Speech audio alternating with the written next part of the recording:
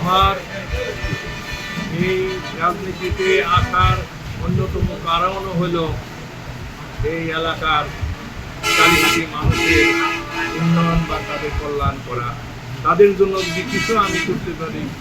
রাজনীতি আসার আগেও কিন্তু আমি কিছু অবদান রেখেছি, একটা মহিলা কলেজ করেছি, বিভিন্ন মসজিদ মাদ্রাসায়।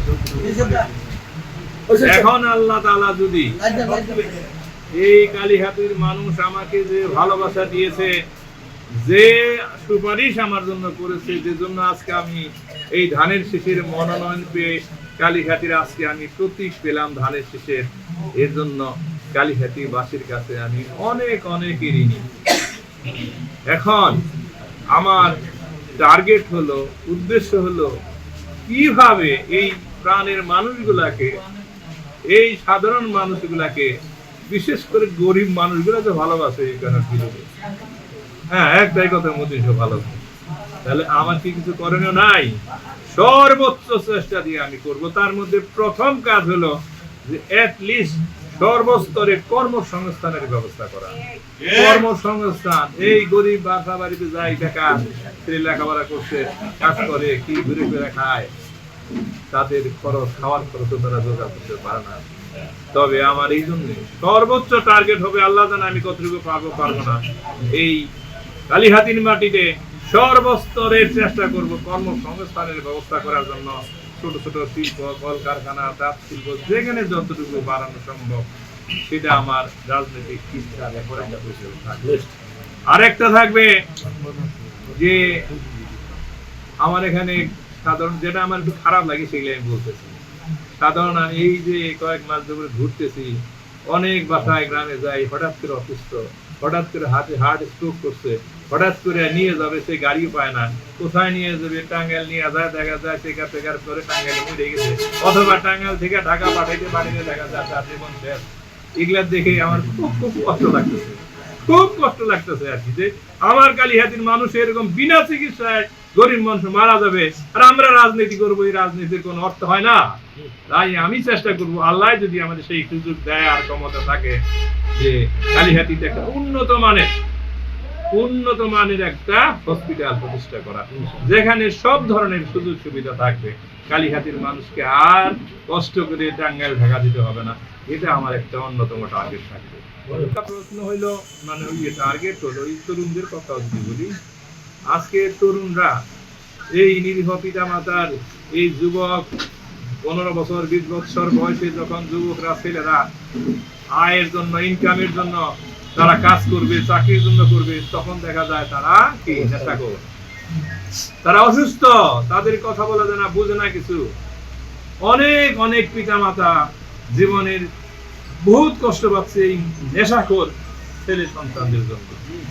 আমার এটাও একটা টার্গেট থাকবে, কি করে এলাঙ্গে বাস স্ট্যান্ড, এলাকা কালীহাতির থেকে নেশা করে, নেশা মাদক বের হয় রাত্রেবেলায়, সেটা যদি আমরা চেষ্টা করতে পারি, আমরা কিছুটা হইলেও করি। এখানে যদি একটা কমিটি করে দিতে পারি, যার ঘরে মাদক পাওয়া যাবে সঙ্গে সঙ্গে তারা থানায় ঢুকে, এরকম যদি পদক্ষেপ আমরা নিতে পারি, তাহলে অবশ্যই আমরা, আমার স্বপ্ন কালীহাতিকে মাদক মুক্ত করার জন্য, এবং মাদক মুক্ত করতে গেলে এই কালীহাতিতে আর এই নেশাখোর ছেলে সন্তান আর থাকবে না, আমাদের দরিদ্র পিতা মাতা আর চোখের পানি ফেলাতে হবে না। এটাও আমার একটা।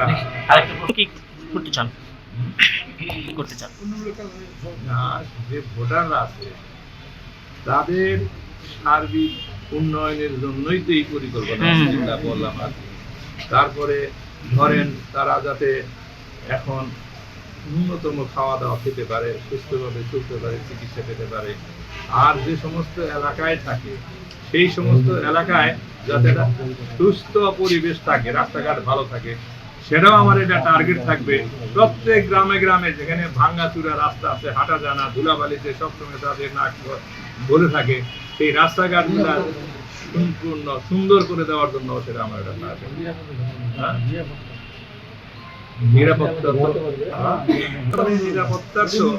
নিরাপত্তার দায়িত্ব তো আমাদের থাকবে ইনশাআল্লাহ।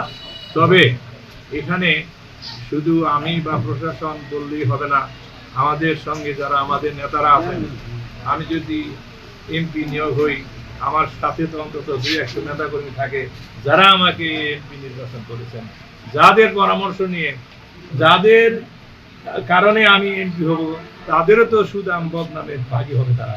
সুতরাং এই সবাই যদি আমরা চেষ্টা করি তাহলে অবশ্যই আমরা গ্রামে গঞ্জের উন্নয়ন করতে পারবো, কেউ সাধারণ মানুষকে ক্ষতি করতে পারবো না। হ্যাঁ, কারণ আমাদের সবাই মিলে কালিহাতী মানুষের জানমাল, তাদের জীবনে নিরাপত্তা দেওয়া, এটা আমাদের একটা বড় দায়িত্ব। আশা করি আর আমাদের মা বোনরা যেভাবে আমাদের সঙ্গে কাজ করছেন, আরেকটা অন্যতম আমার লক্ষ্য হইল এই কালিহাতীর নারী শিক্ষার সর্বোচ্চ উন্নয়ন করা।